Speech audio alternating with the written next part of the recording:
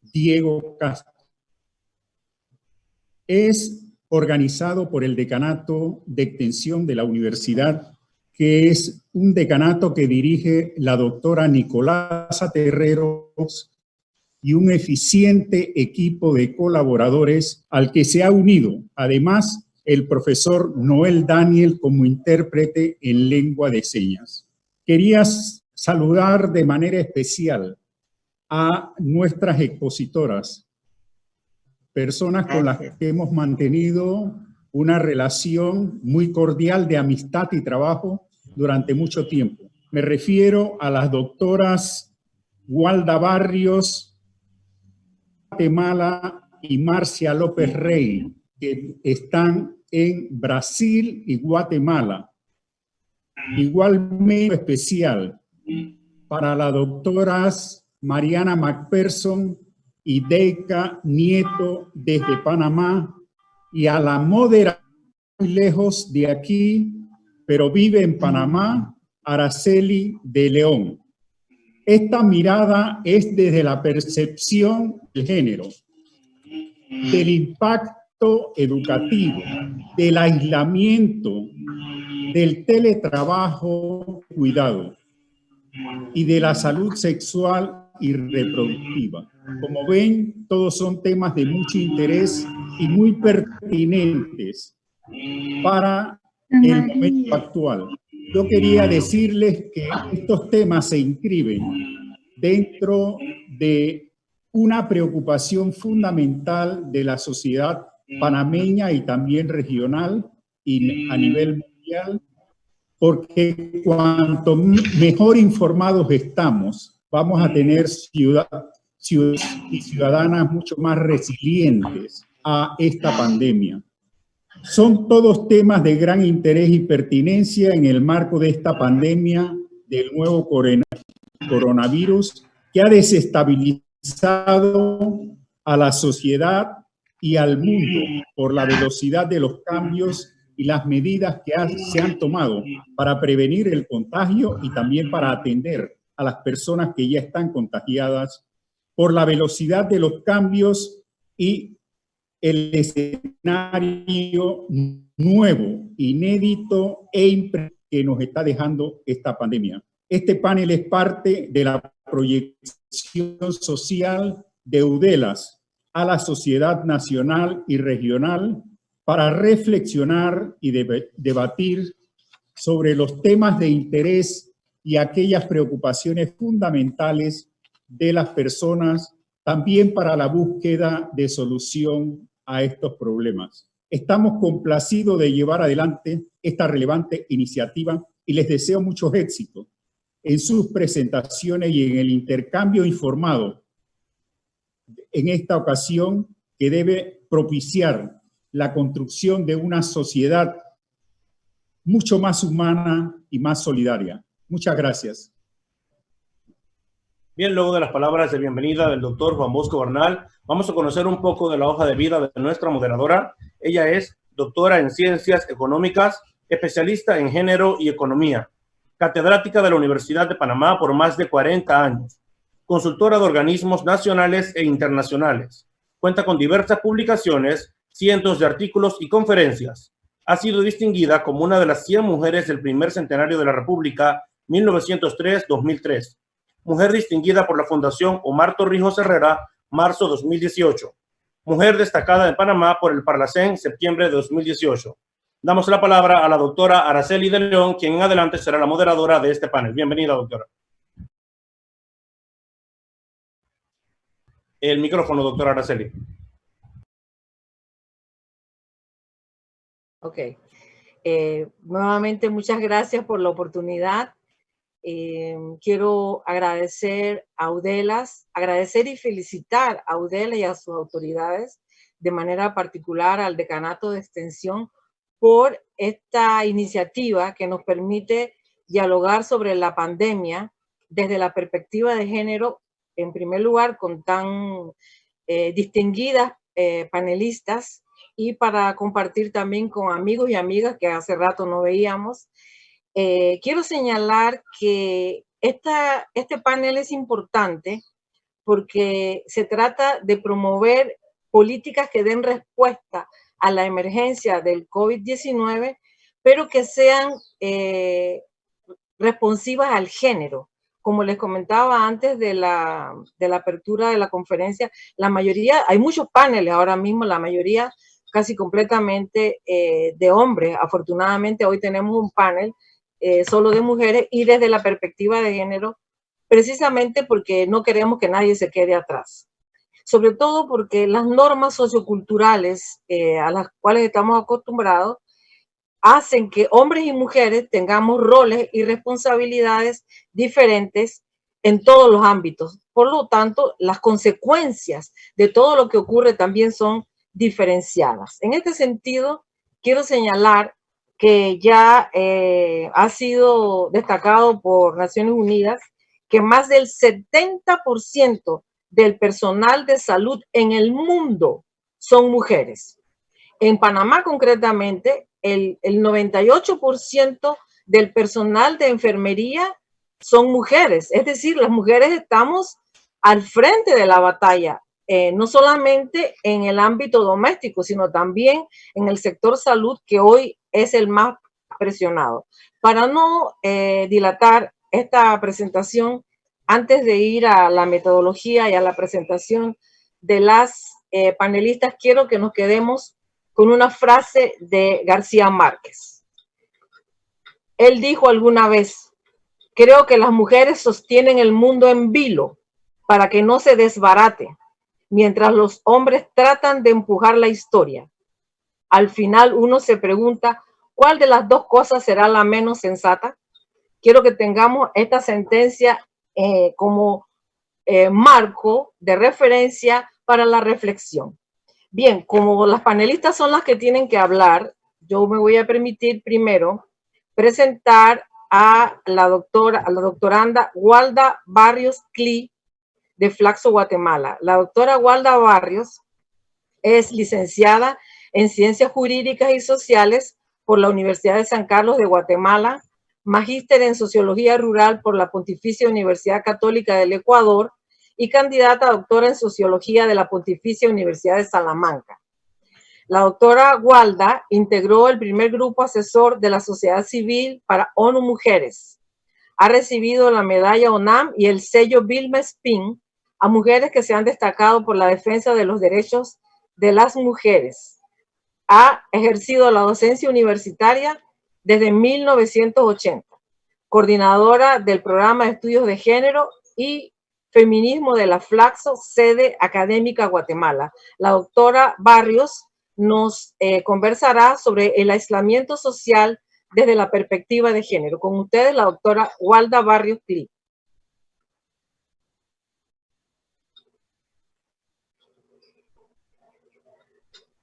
El micrófono.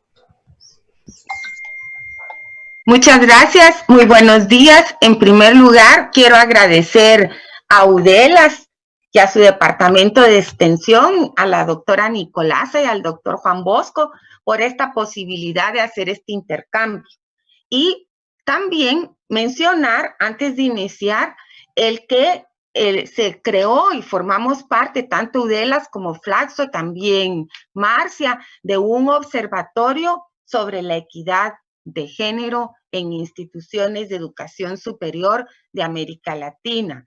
Entonces, esto yo lo considero como una prolongación de este observatorio y que nos está permitiendo observar desde la perspectiva de género esta crisis tan terrible. Yo voy a señalar 3 puntos principales sin profundizar mucho porque mis colegas van a profundizar en ellos, que son temas que se relacionan con el enfoque de género en el contexto de la pandemia. ¿Por qué? ¿Qué nos vino a mostrar la pandemia?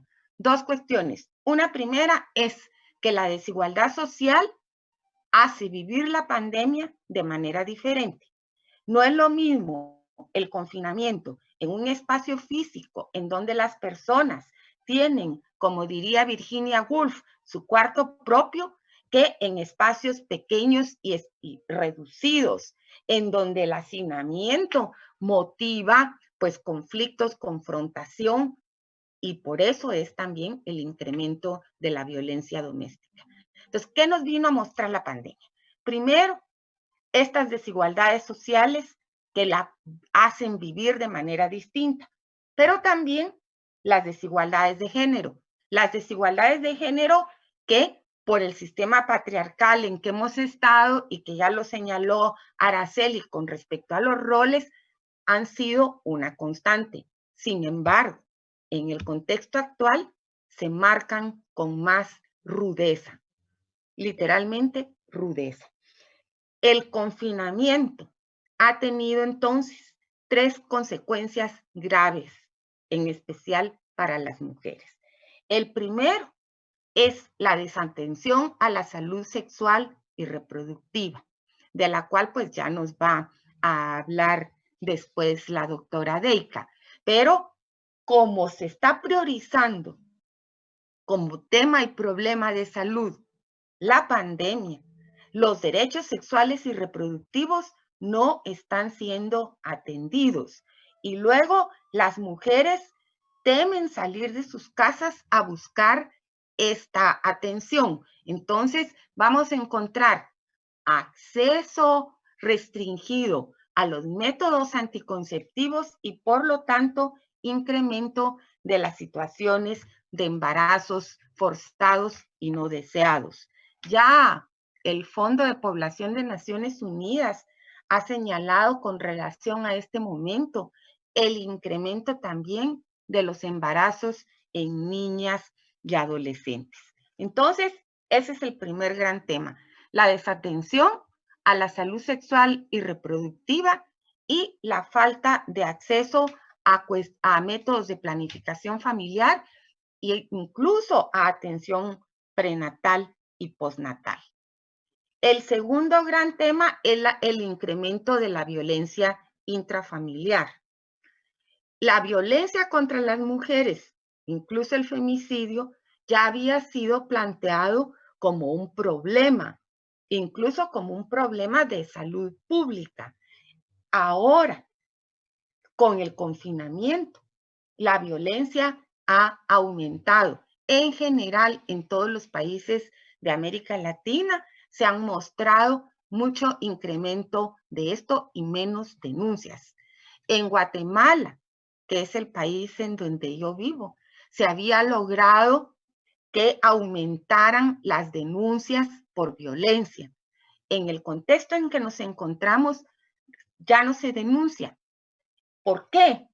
Porque al estar conviviendo de una manera tan próxima con los agresores, la posibilidad de denuncia, además por los toques de queda y las restricciones a la movilidad, se ven limitadas. Entonces, el problema de la violencia doméstica e intrafamiliar y también violencia en contra de los niños sería la segunda gran consecuencia de esta pandemia, en especial afectando a nosotras las mujeres. Y el tercer asunto es el incremento de la carga doméstica, el incremento de las tareas. De esto, pues, la doctora Mariana va a abundarnos en las consecuencias del teletrabajo. Ya hemos comentado en otros momentos todos los roles que tienen que ver con los cuidados y con la reproducción son roles tradicionalmente atribuidos a nosotras las mujeres. Y ahora en la pandemia esta recarga se incrementa porque muchas mujeres que tenemos el privilegio de tener un trabajo que nos permite hacerlo a distancia, tenemos que cumplir con las asignaciones del teletrabajo, pero al mismo tiempo tenemos también que atender más las cuestiones domésticas y de la casa.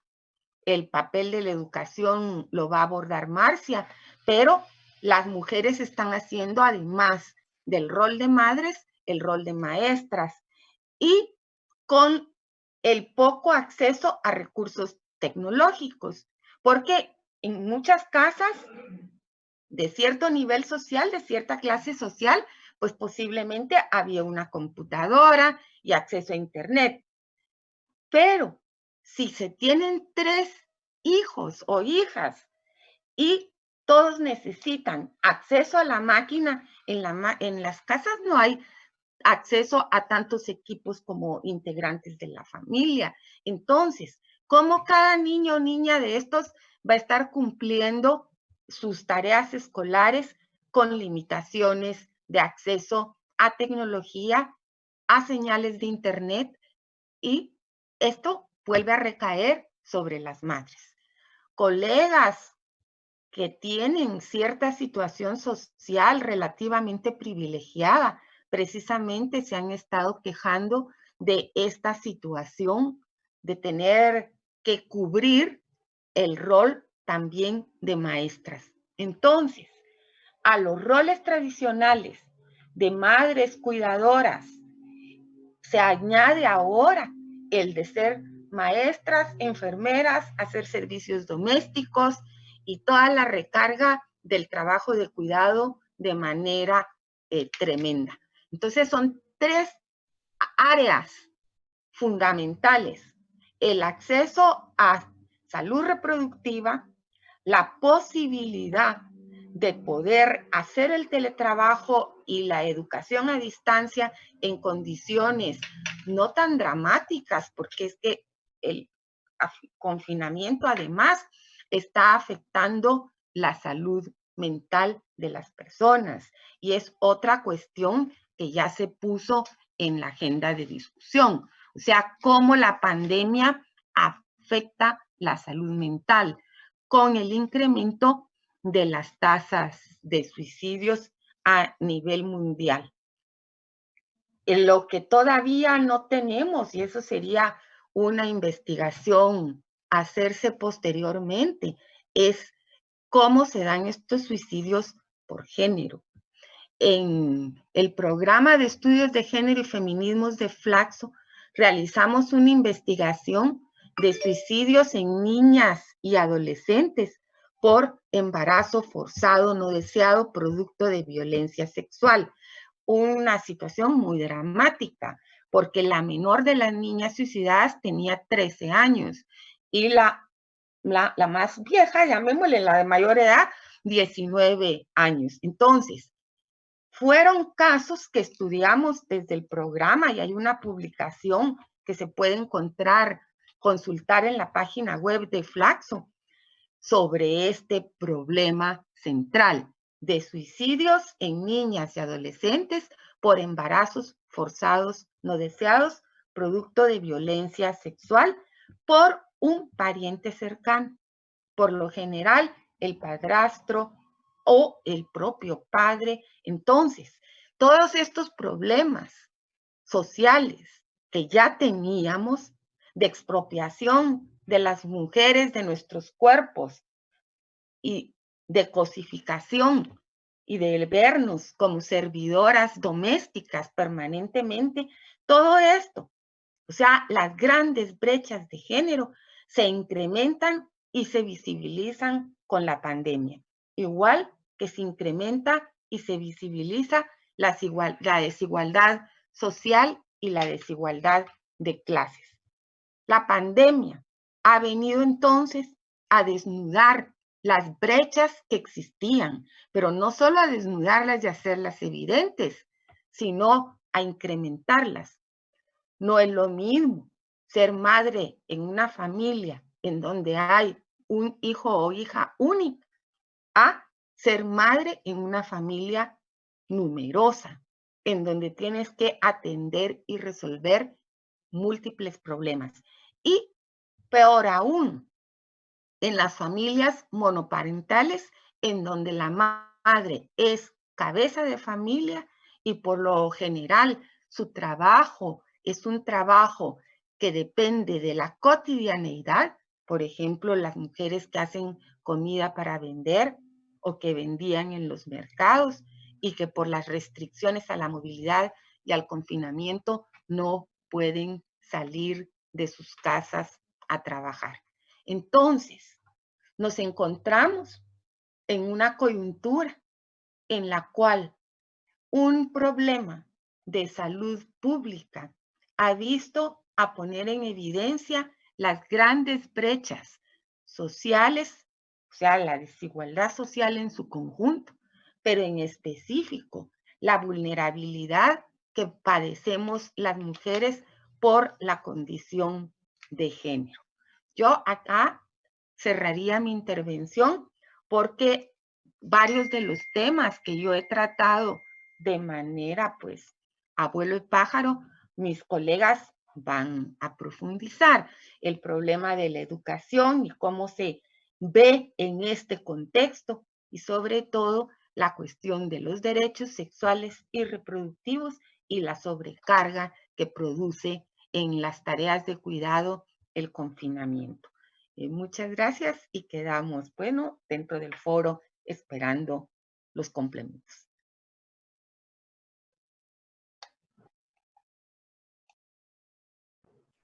Muchas gracias, doctora Walda. Excelente introducción.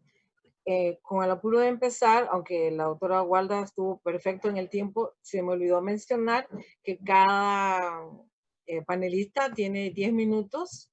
Hemos acordado que se les avisará 3 minutos, cuando falten 3 minutos para terminar. Y para continuar, entonces, tenemos a la magistra Deika Nieto Villar de Panamá, abogada independiente, docente universitaria, con estudios en maestría de Derecho de Trabajo y Seguridad Social y en Género y Desarrollo de la Universidad de Panamá. Deika Nieto apoya y dirige organizaciones no gubernamentales como la Asociación para el Planeamiento de la Familia, la Red Nacional de Apoyo a la Niñez y la Adolescencia y Espacio de Encuentro de Mujeres.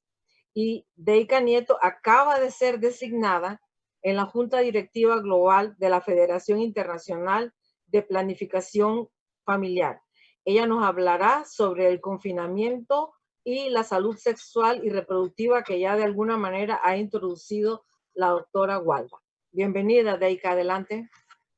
Muchas gracias. Le faltó a mi introducción decir que soy también docente de UDELAS. Eso es importante. Bueno, ante todo, muy buenos días. Quiero saludar muy respetuosamente y con mucho cariño al doctor Juan Bosco Bernal, a la doctora Aracelis de León, mis respetos, cariño y consideración siempre, mi profesora en la maestría de género. De ahí surge nuestra amistad profunda. Y bueno, a todo el equipo de UDELAS, a la doctora Nicolasa, al equipo de técnico, y no voy a gastar mis 10 minutos saludando, aunque sí quisiera en el camino, bueno, señalarles que ya Walda me ha avanzado mi presentación. Su conclusión, lo que me ha planteado es la conclusión, es con relación a la desatención en salud sexual y reproductiva. Se hace todo un programa, un plan de reacción al tema de salud y se desatiende la salud sexual y reproductiva, pero no es casual. Agustín o algún compañero de UDELAS que me ponga la presentación. Mientras ponen la presentación, quiero que sepan que cuando inicié o se me designó esta presentación, hice una suerte como de encuesta personal con mis amistades. Dado que yo dije, bueno, voy a encontrar cualquier cantidad de información sobre salud sexual y reproductiva en medios, en páginas. Y también me parecía interesante saber cómo estaban viviendo la salud sexual y reproductiva los compañeros y compañeras, mis amistades. Y surgieron temas muy interesantes, pero todos anecdóticos. Lo que sí es cierto que en cuanto a estudios, investigaciones y demás, todavía estamos muy incipientes. Y todas las páginas que hemos consultado, que he consultado OMS y demás, plantean la necesidad y urgencia de realizar estudios, pero se están desarrollando. Agustín, para la presentación o la presento por acá, porque yo también no sé si la pueda presentar por acá. Bueno. Ah, ok. Ok, es que como no la veo. Bueno, perfecto, déjame entonces abrirla también por acá. Esperaba verla también en... Bueno, perfecto.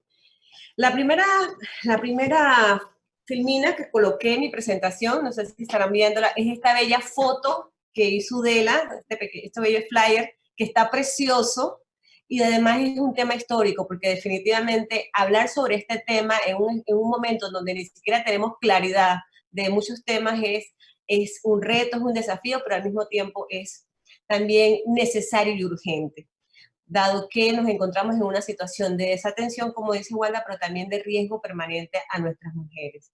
La siguiente presentación es el tema de un confinamiento decretado. Claro, porque resulta ser que en Panamá todas las órdenes, las directrices que se han dado hasta el momento surgen del órgano ejecutivo.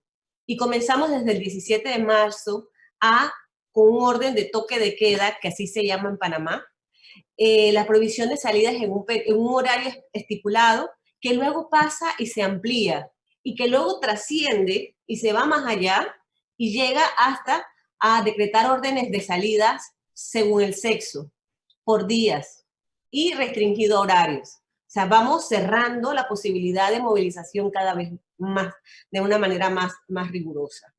Entonces, me gustaría también que antes de continuar el tema que a mí me ha llamado mucho la atención cómo nosotros definimos el tema del confinamiento, aislamiento, cuarentena, y que no son iguales, son conceptos totalmente distintos. El confinamiento es una pena que se establece a algunas personas de que residan o que estén en un lugar que ni siquiera es su propio domicilio.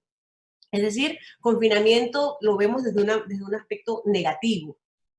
El aislamiento, que es otro tema, sufriría como una capacidad de separar a seres entre unos y otros, lo que se está planteando, no obstante, ese aislamiento en residencias no es totalmente pleno.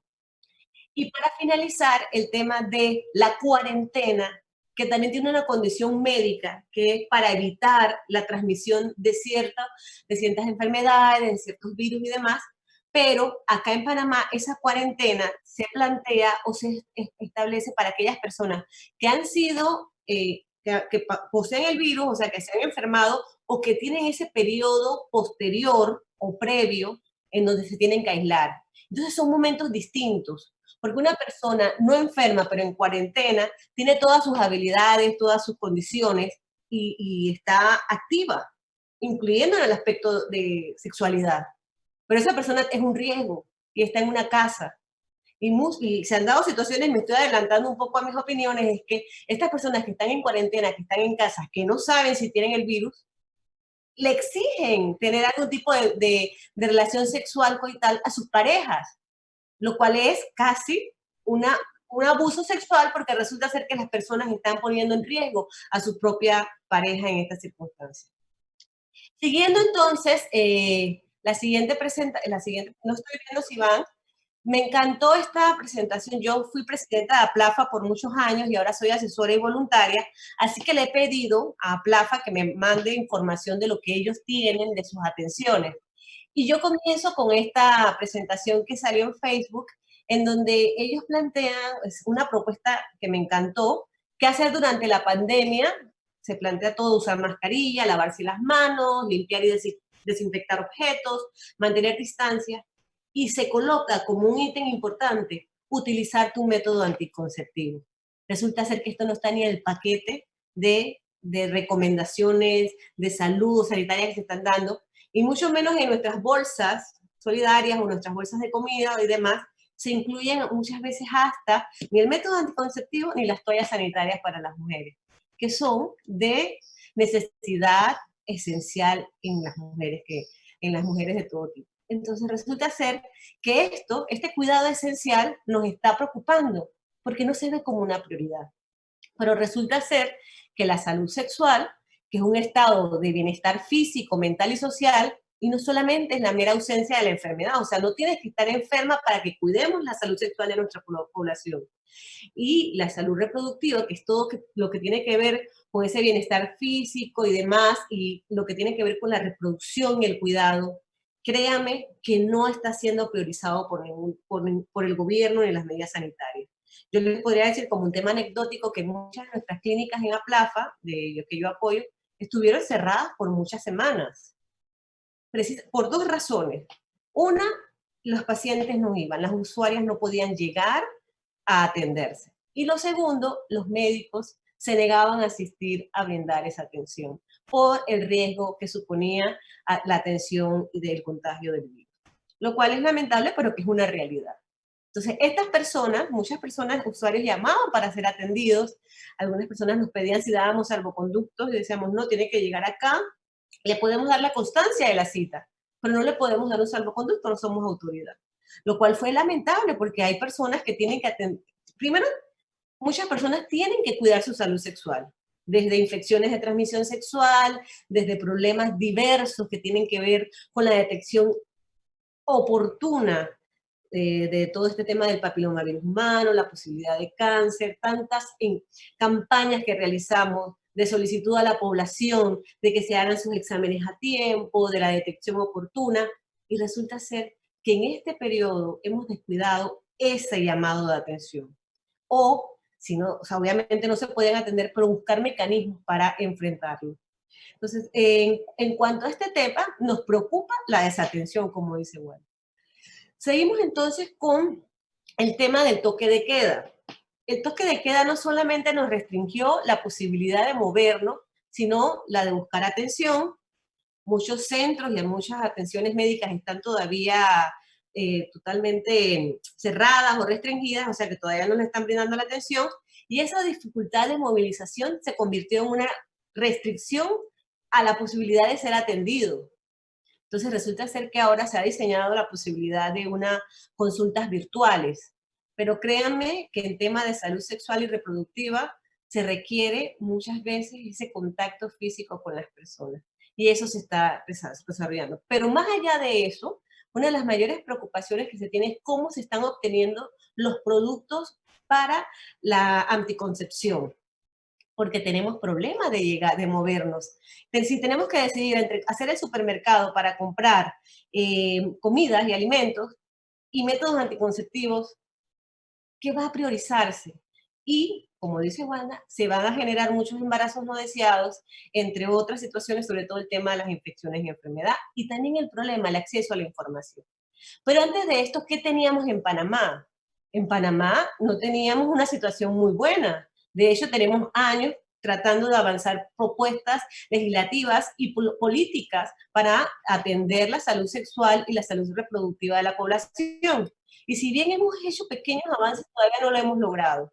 En Panamá, 1 de cada 5 embarazadas es adolescente, así como dijo Walda, la mayoría de los casos es un hombre adulto y el 60% es de su entorno familiar, vecinal y demás. O sea, que son personas que las conocen y que las están embarazando. Esta gráfica siempre la coloco porque es una gráfica que evidencia nuestra realidad.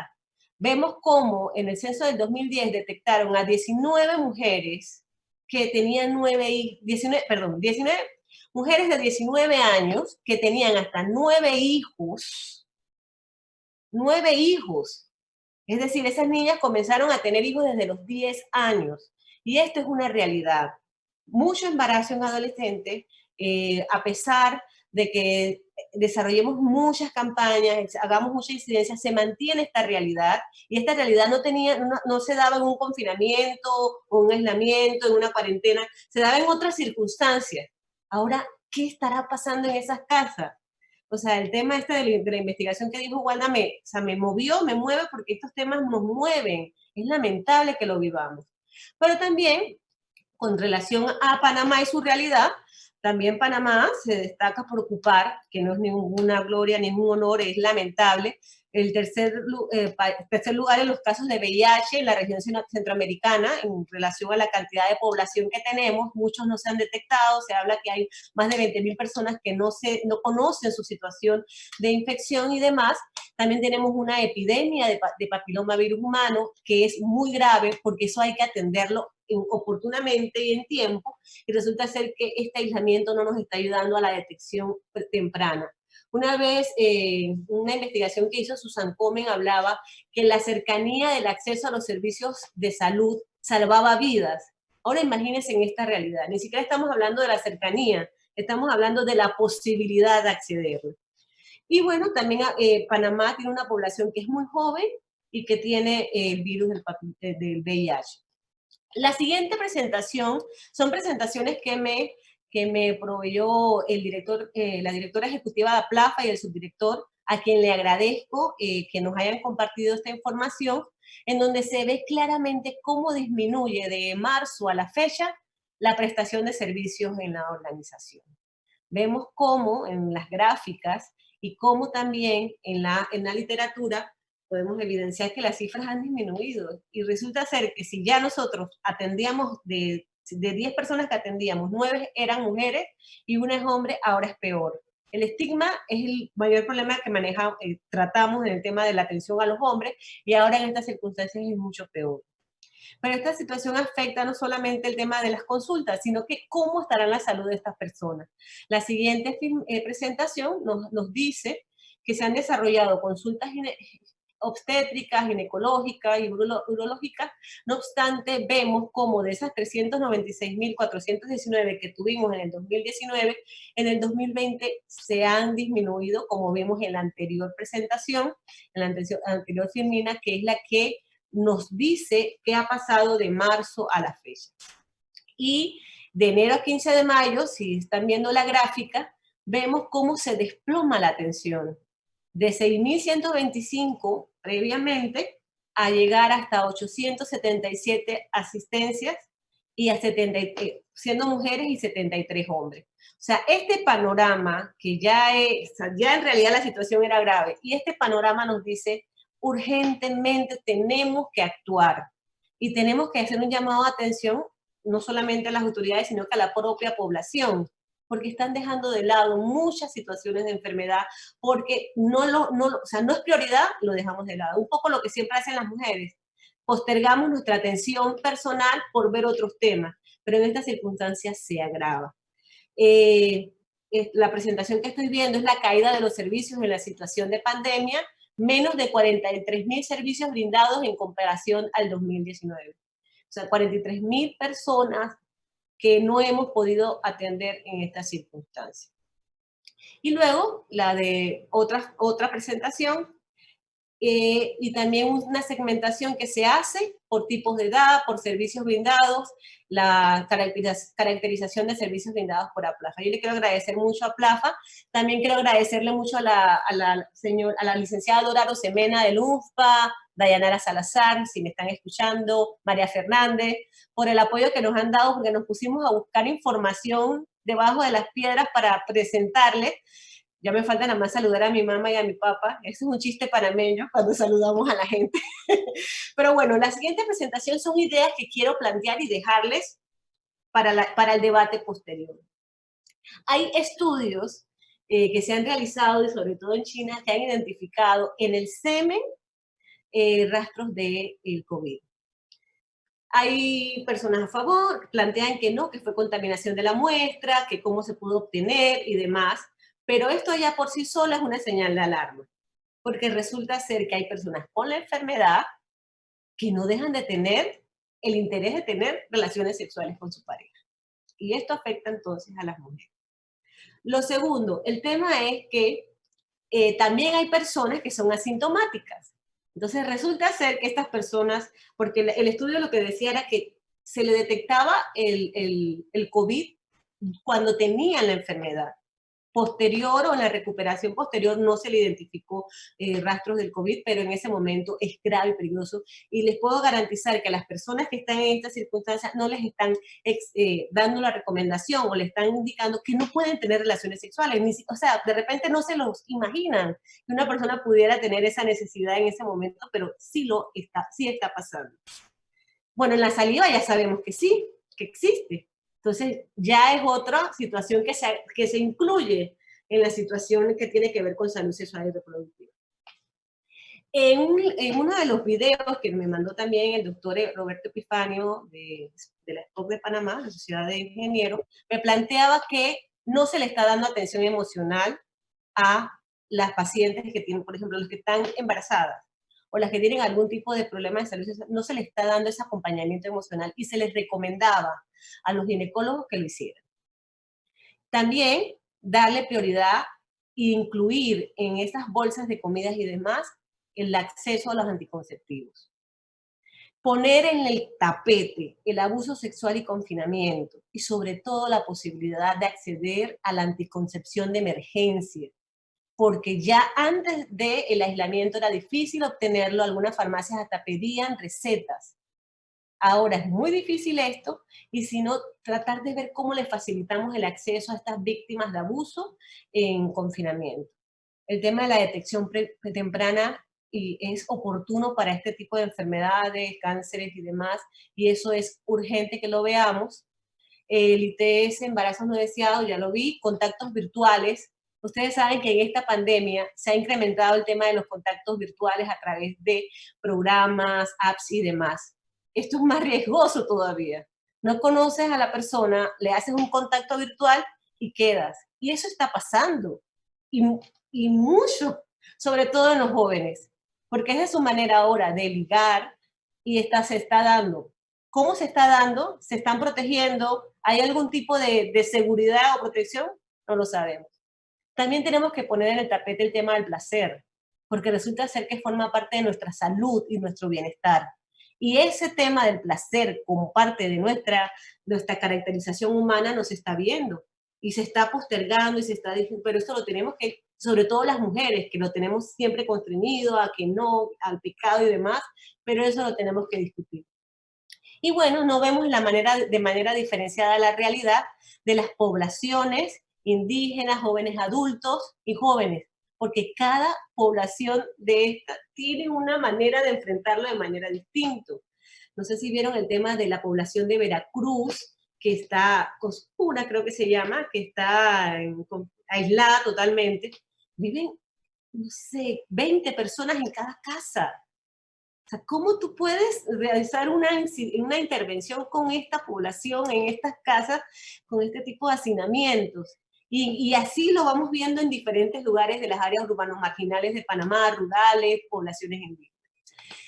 Básicamente este sería hasta el momento la presentación. Tengo unas referencias de un artículo de la Lancet Commission, en donde plantean medidas concretas para eso. Sobre todo tiene que ver con políticas públicas, porque muy poco se puede hacer si no tenemos una acción global, interrelacionada, buscando opciones desde la salud pública, porque ya no podemos estar con este aspecto de fundamentalismo, tratando de incidir en que se haga o no se haga. Ahora este es un tema de salud pública que debe ser enfrentada por los científicos, de igual manera como se enfrenta el COVID-19, y sobre todo porque ahora creemos en ellos y esperemos que eso impacte. Entonces, yo creo que ya estoy en los 10 minutos, y si no, La licenciada, y que ya nos pasamos 11 minutos. Ay, caramba, perdón. Bueno, ya con esto termino, y gracias por escucharme. Perfecto.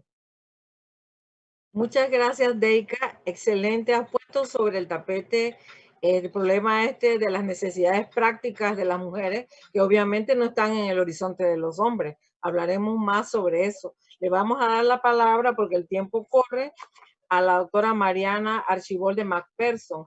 La doctora Mariana es ingeniera mecánica industrial con maestría en la especialidad, doctora en educación, es profesora titular de la Universidad Tecnológica de Panamá, ha realizado múltiples consultorías, investigaciones y publicaciones en la especialidad y en el campo de la educación y género.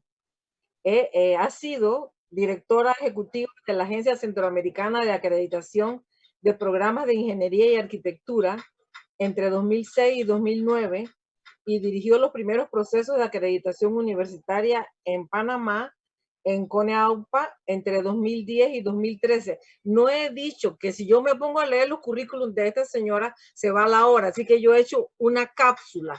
También, antes de darle la palabra a Mariana, les recuerdo que sus preguntas las pueden hacer por el chat. Entonces, Mariana, tienes la palabra para tocar el tema del aislamiento social, teletrabajo y trabajo de cuidado. Bienvenida. Muy bien, buenos días.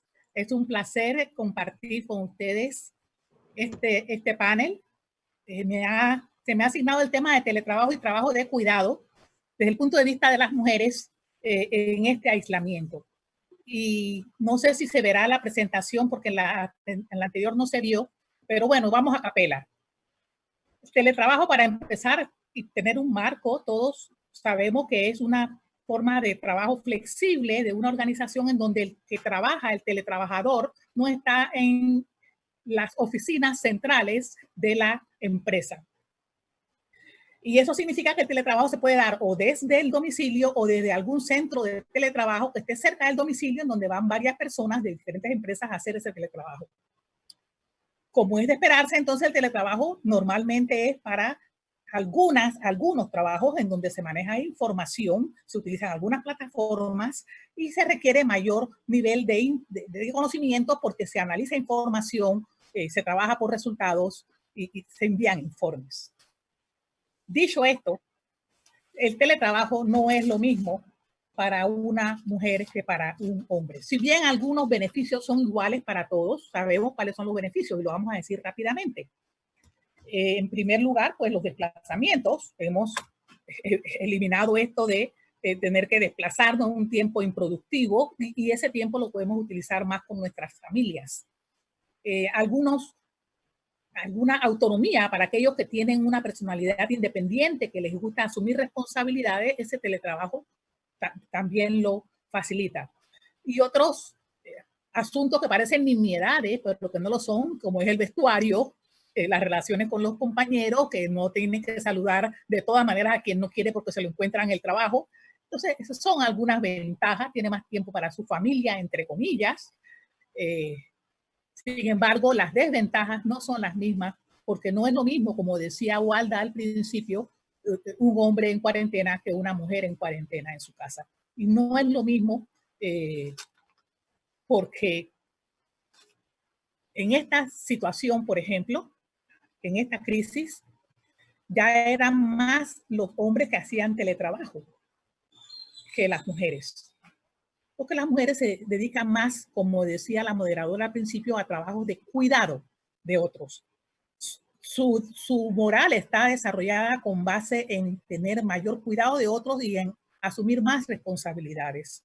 Y esos servicios de atención, llámenle de salud, de cuidado de niños, de personas con discapacidad, de adultos mayores, es cuidado que normalmente lo hacen las mujeres, más del 60% se dijo a nivel mundial lo realizan mujeres, sin contar con los servicios de lavandería de estos hospitales, de esos centros, de esos hogares, los servicios de cocina, los servicios de limpieza, etcétera, etcétera, etcétera.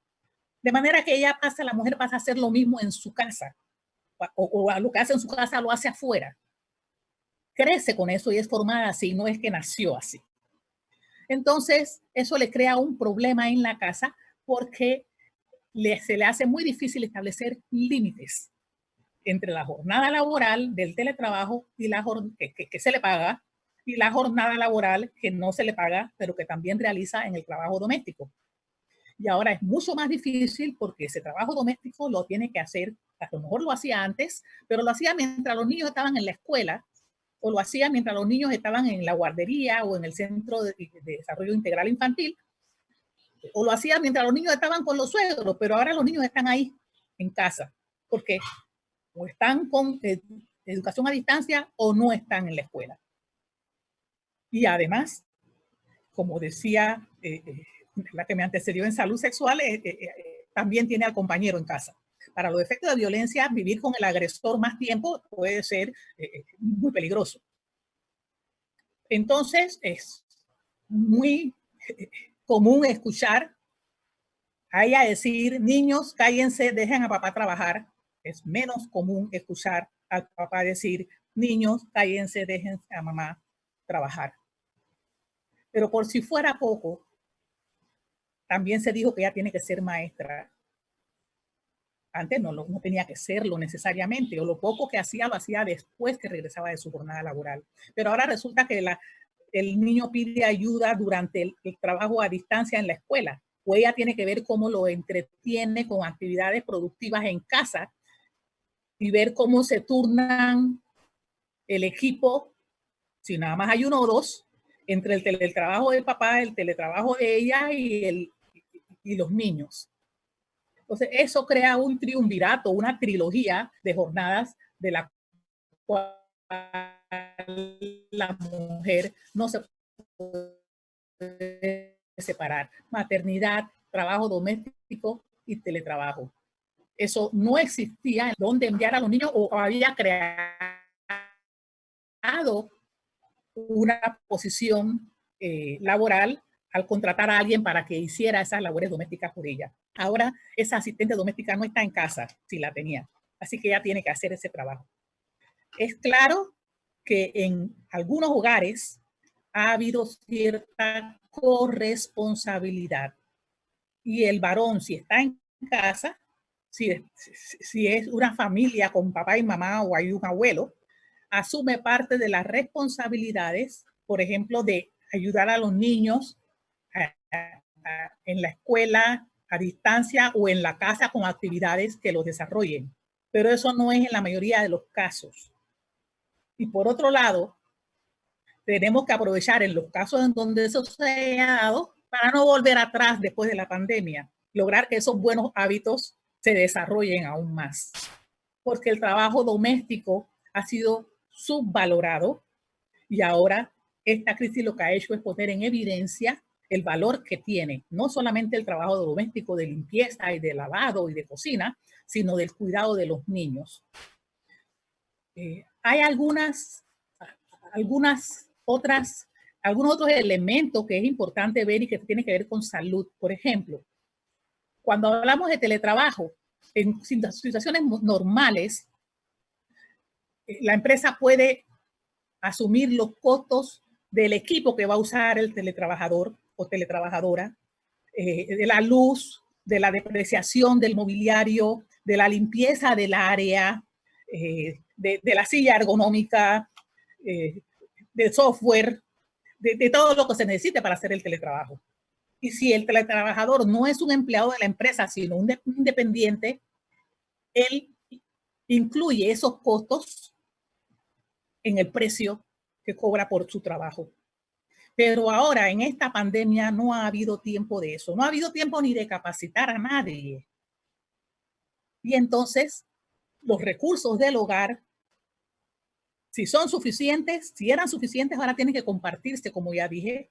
Pero además, hay algunos otros que la mujer, por estar cuidando de los demás, no cuida de ella. Por ejemplo, el montón de traumas musculoesqueléticos que van a surgir por estar mal sentada mucho tiempo, por el problema de acá del síndrome cervical, del síndrome del túnel carpiano, de la tendinitis, del dedo engatillado, el problema visual. La gente no sabe, y si lo sabe, no lo hace, que tiene que hacer pausas cada 10, 15 minutos de la pantalla porque estar viendo a la misma distancia, enfocado en el mismo punto mucho tiempo, le causa problemas serios de visión. Serios, uno parpadea menos o parpadea de manera incompleta, está el síndrome del ojo seco, problemas binoculares, un montón de cosas. Nadie o muy pocos ponen un espejo detrás de la computadora para alargar la distancia de vez en cuando y descansar la vista. Y esto sin contar con que si tiene un teletrabajo que normalmente es de concentración, a ella le es más difícil concentrarse en ese trabajo cuando escucha a un niño, a uno de los hijos gritando después de la puerta, que al papá. El papá se mantiene concentrado porque él sabe que allá afuera está mamá y ella lo va a resolver. Pero ella no, aunque ella no salga y tenga al papá que lo hace, ella está mentalmente con esa preocupación y se desconcentra. Eso produce estrés porque no hay una diferencia entre las jornadas. Entonces lo que se ha dado al final es que muchas mujeres tienden a madrugar o a acostarse más tarde para tener oportunidad entonces de ocupar esos espacios, esos tiempos en donde hay más posibilidades para ella para concentrarse. Y esto va en detrimento de la salud de ella y de su capacidad productiva. Por otro lado, las mujeres, sobre todo las que hacen teletrabajo, que son trabajos que requieren mayor concentración, en muchas ocasiones se exigen mucho a sí mismas. Y está entonces el problema de considerar que no pueden hacer el trabajo por falta de capacidad y no pensar que es porque no tienen tiempo o no han educado a la familia. Tienen que establecer un código. Cuando la puerta está cerrada, nadie entra. Cuando la puerta está abierta, me pueden interrumpir para ayudar a la familia, pero es difícil. ¿Cómo le explica usted a un niño de 3, 4, 5 años que él no puede estar con mamá cuando mamá está ahí todo el día? No es fácil. pero se puede hacer. Nadie ha dicho que sea difícil, que sea imposible. La cultura no se puede cambiar de un día para otro. Lo que yo sí digo es que aquellos hábitos que han puesto en evidencia la importancia del trabajo de cuidado, del trabajo doméstico no pagado, y que han hecho que algunos compañeros en casa tengan esa corresponsabilidad, eso no debe volver atrás. Eso no debe volver atrás. Y por otro lado, en las recomendaciones yo decía, no, y esto es llover sobre mojado, no se trata de un problema de mujeres, no se trata ni siquiera de un problema de pareja, es un problema de la sociedad y por lo tanto debe ser incluido en las políticas públicas. La misma mujer tiene que cambiar porque ella se siente culpable cuando no vienen los niños donde ella primero en lugar de ir donde el papá. Pero si a él lo ven más porque ella trabaja más, pues ni modo. Pero ella quiere ser la mujer maravilla y quiere ser la mejor como profesional en teletrabajo, la mejor madre en casa, la mejor doméstica ahora y la que mejor atiende al marido, y eso no se puede. A la larga el cuerpo le va a pasar la factura. De manera que yo insto a los hombres a que reconozcan este trabajo y compartan con las mujeres el trabajo de casa para que ellas puedan hacer, o sea, compartir. No es que las ayuden, es que compartan todo. Finalmente, yo quería así dejar algunas recomendaciones. Uno, repetir, la mujer tiene que educar a su familia. Tiene que lograr un equilibrio entre cuidar de ella y cuidar de los demás. Y además tiene que seguir superándose, desarrollándose y aprendiendo cada vez más porque el teletrabajo requiere más intelecto, menos músculo y llegó para quedarse. De manera que aquellas que están en hogares que son monoparentales y que la mayoría son regidas por una mujer, tienen que educar a sus hijos e hijas para que compartan cuando vayan creciendo todo el trabajo doméstico y no sobrecarguen sobre la mujer las jornadas laboral, productiva, laboral, que no paga la improductiva maternal y ahora la de maestra también. Con eso termino. Muchísimas gracias por permitirme estar aquí haciendo lo que me gusta, con la gente que me gusta. Muchas gracias. Gracias a ti, Mariana, excelente. Hemos visto la diversidad de los problemas que estamos enfrentando las mujeres en esta etapa del confinamiento. Y cada vez me surge la inquietud, Nicolasa, te lo dejo allí, de que tenemos que seguir este panel en qué es lo que viene después del confinamiento, la llamada nueva normalidad. Como el tiempo avanza mucho más rápido de lo que parece, ahora le corresponde el turno a nuestra querida amiga doctora Marcia López Reis. Bienvenida. La doctora Marcia es doctora en sociología, profesora de la Universidad Estadual Paulista Julio de Mesquita Filho, UNESPI, como dicen los brasileños, docente de las carreras de formación de profesores, investigadora de los temas de las políticas públicas, equidad y calidad de la educación, gestión y formación de profesores, coordinadora de proyectos de extensión e investigación como Cursinho Ferradura, curso de formación diferenciada para acceder a la universidad. La doctora Marcia López Reis nos hablará sobre los impactos educativos del aislamiento social. Bienvenida, Marcia.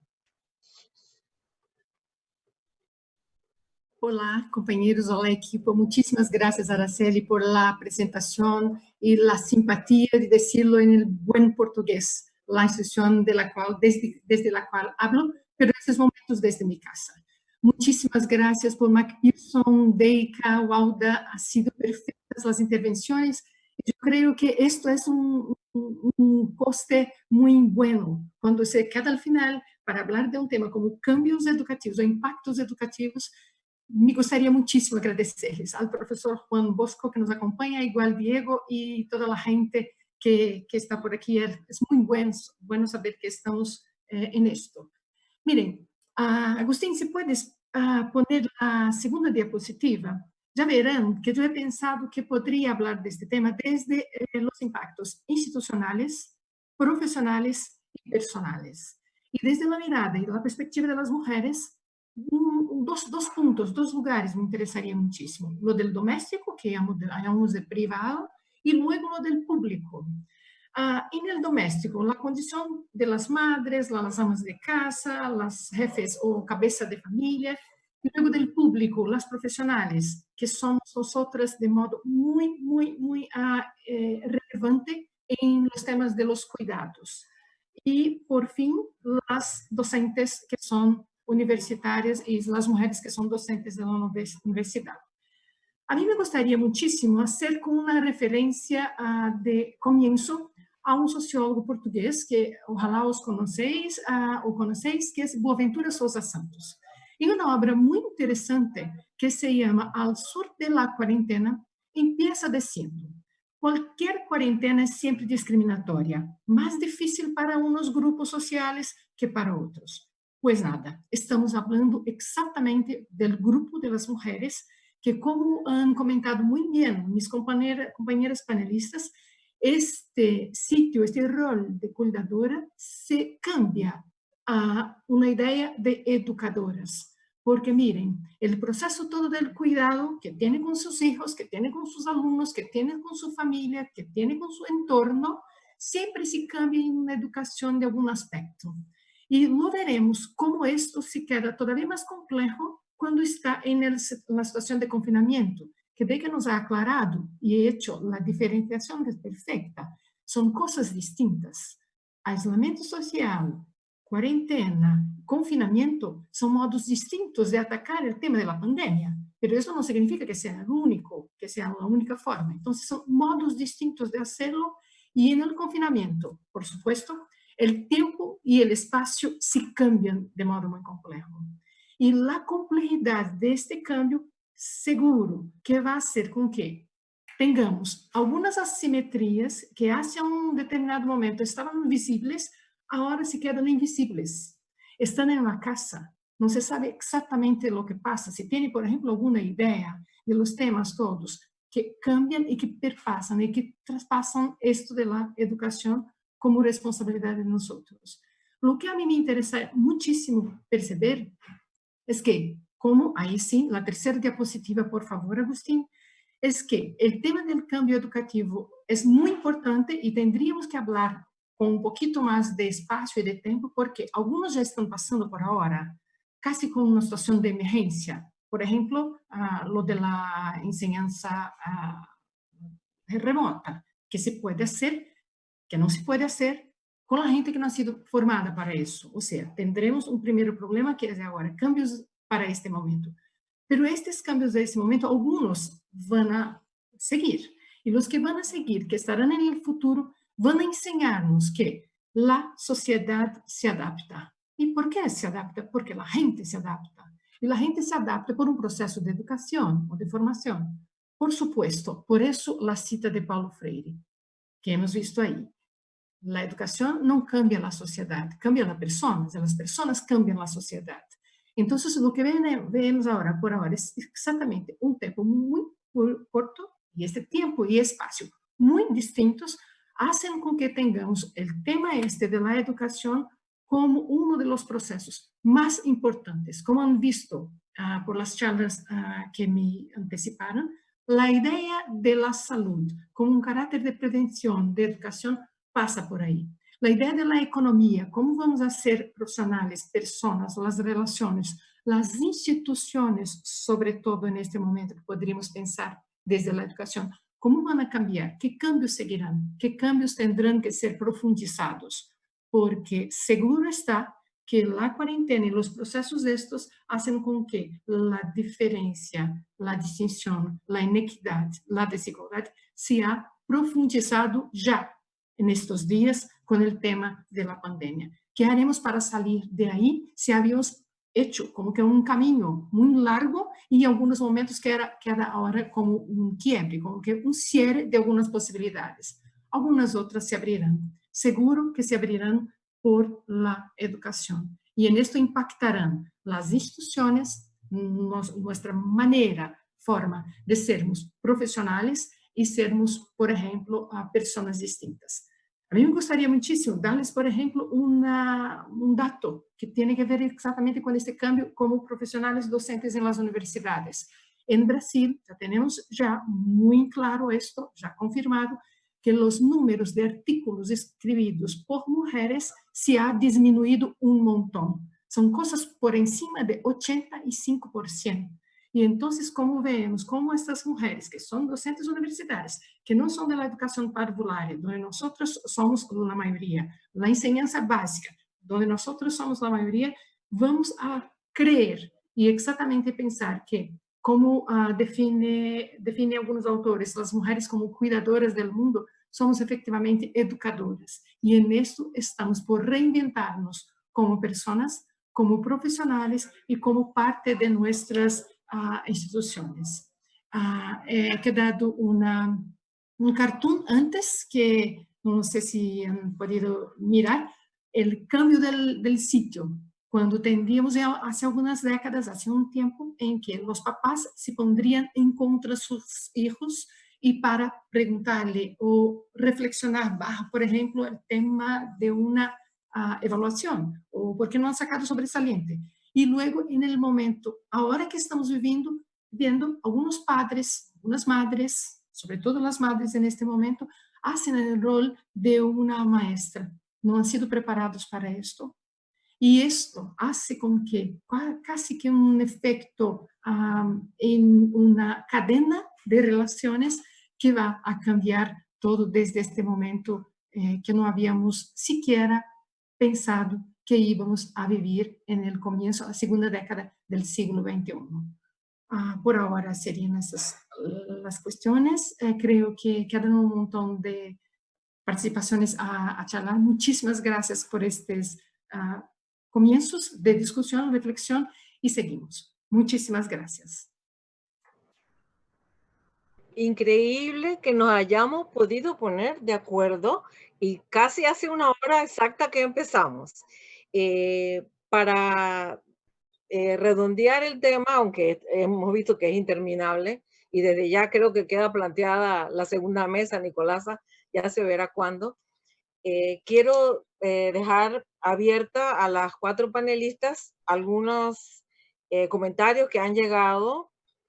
Por ejemplo, alguien preguntó sobre qué se está haciendo para abordar el tema de las mujeres cabeza de familia en esta pandemia. Bueno, se ha hablado de los hogares monoparentales, pero es algo muy particular. Sabemos que hay una cantidad grande de familias que tienen una mujer sola al frente. Otra persona también hizo la pregunta sobre qué se está haciendo para apoyar a las mujeres jefas de hogar con discapacidad. Ellas están prácticamente invisibilizadas en esta pandemia. Si para nosotras se ha hecho complejo, ahora imagínense para las mujeres con discapacidad, toda esta multiplicidad de roles juntos al mismo tiempo, en el mismo espacio, con todos los problemas que se han presentado. Ustedes han planteado una multiplicidad de situaciones. Yo quisiera que en estos 2-3 minutos que van a volver a hacer uso de la palabra, 2-3 minutos, Deika, en esta segunda vez, se refieran también a cómo se agudiza en esta situación la desigualdad. Porque hubo aquí alguien que en las noticias dijo que a la gente le iba a resultar muy difícil salir de sus casas, dependiendo en qué casa vives, con cuántas personas y una serie de cosas que ustedes han planteado aquí, como la violencia, etcétera, ¿no? Entonces, en esta segunda ronda, reaccionar un poquito a estas cosas en 2-3 minutos, y no se preocupen que ya organizaremos otra mesa para seguir hablando sobre las necesidades prácticas y los intereses estratégicos de las mujeres, que sabemos son muy diferentes a los hombres, que son los que deciden las políticas públicas y cómo se gasta el presupuesto de la nación. No sé si quieren que ahora hablamos en el orden inverso, es decir, primero Marcia, luego Mariana, después de que termina Walda, al orden. Si me permite, Araceli, es que voy para la mesa de diálogo y me excuso. La verdad es que ni siquiera tomé el tiempo, me emocioné. Usted sabe. Pero ahora puedes hablar antes de irte. Y por eso me voy a despedir. Y solamente les dejaría, son reflexiones que di, porque siento que no están en el tapete de mucha gente. Y solamente, o sea, dejaría dos temas muy importantes. Atención, la prevención y la atención. Pero hay dos temas que me preocupan. El abuso sexual que están viviendo las personas en sus casas, sin tener la anticoncepción de emergencia. El método anticonceptivo es importante, pero sin tener la anticoncepción de emergencia, los retrovirales, ese es un tema como que para mañana. Entonces, ¿qué hacer? ¿Cómo incidir? Hay que caminar en ese sentido. Y gracias. Me voy entonces para la mesa de diálogo, que por allá a las 10:30 comenzamos. Un abrazo. Gracias por acompañarnos. Entonces, le damos la palabra a Marcia en la segunda vuelta, luego a Mariana y después a Walda.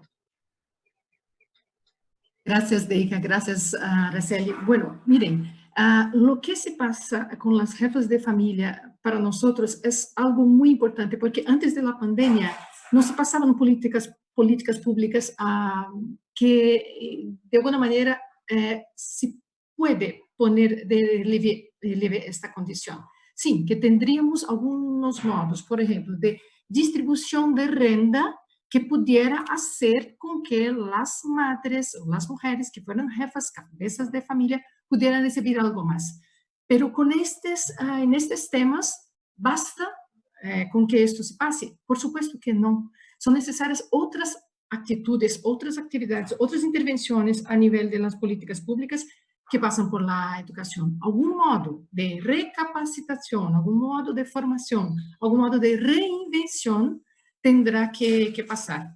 Entonces, si puedo, yo diría que en términos de este conjunto, este grupo social, que es muy distinto de estas mujeres, además que las otras, sin duda, porque quedan un montón de roles a la vez, serían nuevas políticas que todavía no habíamos pensado, porque sin precedentes, como estamos viviendo ahora, las políticas públicas igual, no se habían pensado en una situación como la que estamos viviendo ahora. Pero un buen comienzo sería pensar, es necesario reinventar el modo que somos jefes o cabezas de familia. Pasa por la economía, pasa por la educación y pasa, por supuesto, por estas interacciones con los otros grupos sociales. Gracias. Ana, para comentar y reaccionar a las diferentes intervenciones. 2-3 minutos. Sí, muy bien. Espero cumplir con el tiempo. Realmente quería hacer énfasis en un par de cositas. Se ha evidenciado que los cuidados de las personas mayores, menores, discapacitados, está totalmente feminizado. Y como ahora, las pocas mujeres que están en posiciones de elaborar políticas públicas deben procurar que no entre la feminización en el cuidado de los demás, que sea un asunto de corresponsabilidad. Y luego educar tanto a mujeres como a hombres para que eso sea así. El hombre aprenda que es parte de su responsabilidad y la mujer aprenda que esa no es responsabilidad solo de ella. Claro, cuando ella está sola en casa, entonces hay un problema, sobre todo ahora, porque están también los niños en casa. Antes estaban en la escuela. En la escuela le daban la comida más importante, el desayuno. Ahora no. Y eso es un asunto que los gobiernos tienen que resolver. ¿Cómo lo van a hacer? No sé. Pero tienen que resolverlo. Está aprobado que, ya ahora me estoy metiendo en educación, después de los 3 meses de vacaciones, los niños vuelven a la escuela como si nada. Ahora han tenido 6 meses de vacaciones. Peor. Y lo que estamos haciendo con la tecnología es utilizar la misma metodología tradicional, solo que ponerla en la pantalla. Eso no es una nueva forma de aprender.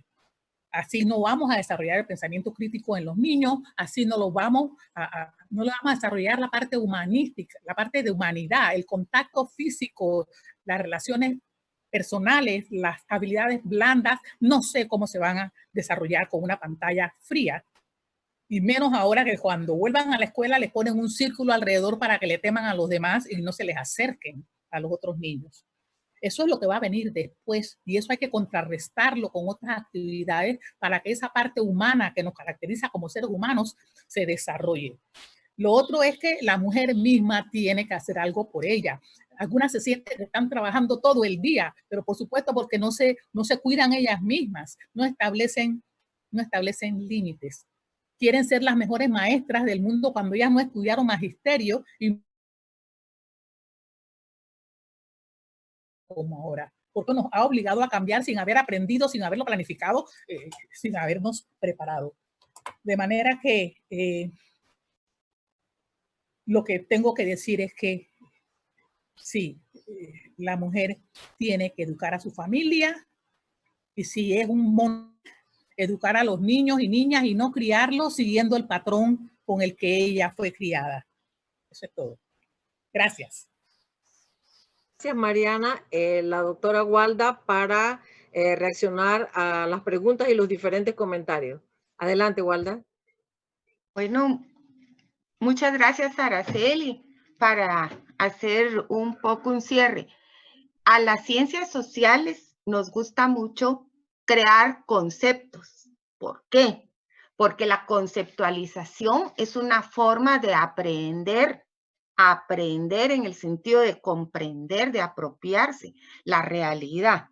Entonces, actualmente nos estamos enfrentando a conceptualizar esa nueva realidad. ¿Cómo estamos esperando que sea esa nueva realidad?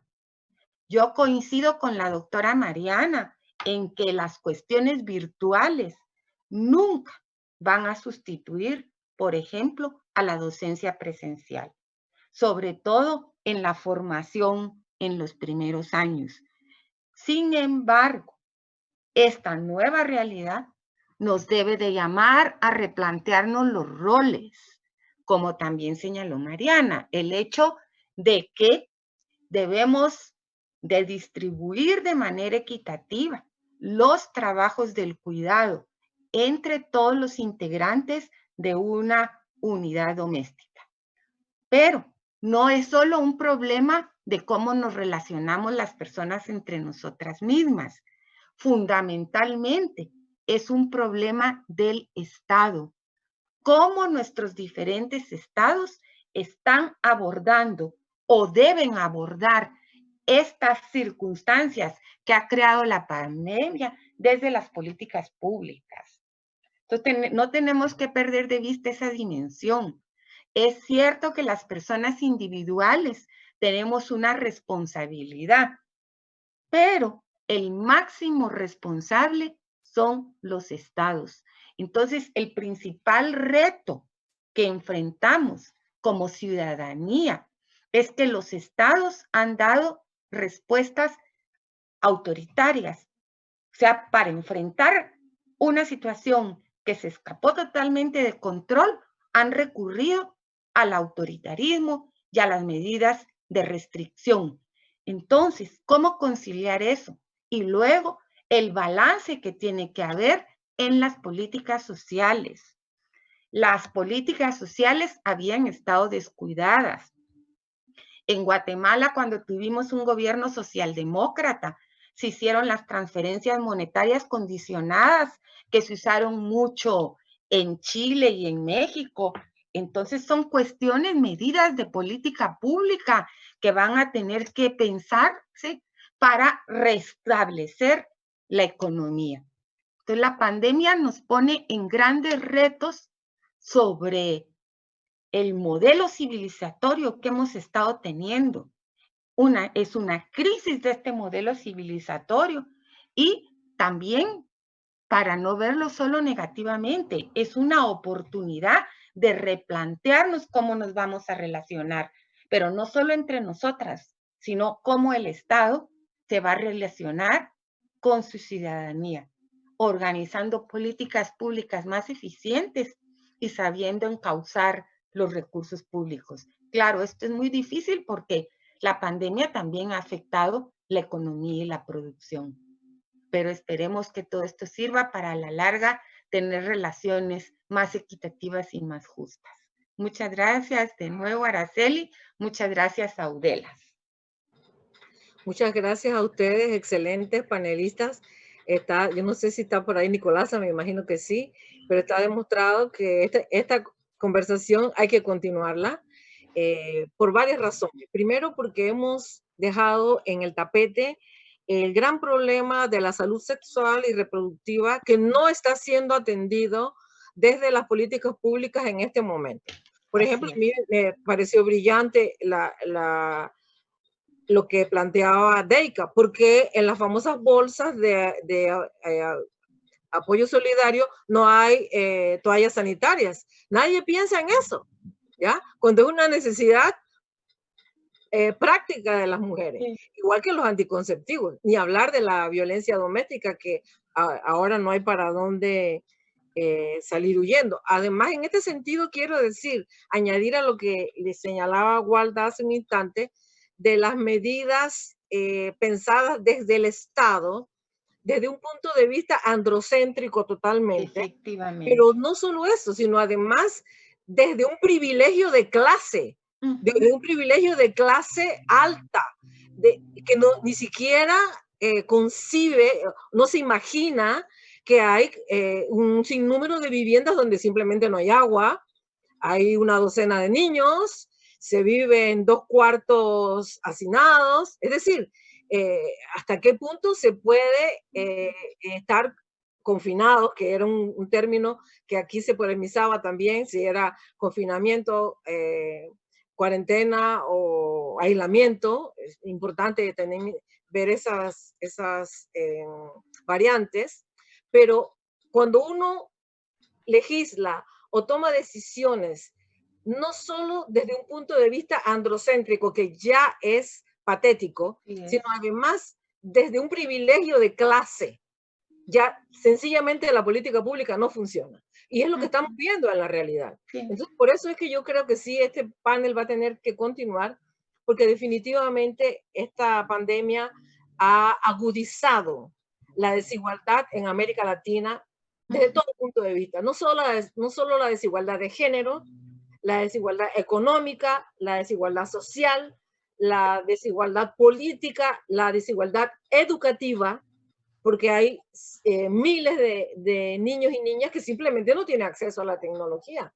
En este país hay comunidades que ni siquiera tienen acceso a la luz eléctrica, ni al agua, ni al alcantarillado, al servicio sanitario. Y estamos hablando del siglo XXI. O sea, tenemos que seguir discutiendo, pero para no abusar del tiempo y que se dijo que esto debía durar 1:30, yo quiero agradecer nuevamente la oportunidad a Audelas, a las panelistas brillantes, al público que nos ha acompañado, a nuestro traductor en lenguaje de señas, que creo que ojalá no le hayamos hecho el trabajo muy difícil, al apoyo técnico del Decanato de Extensión.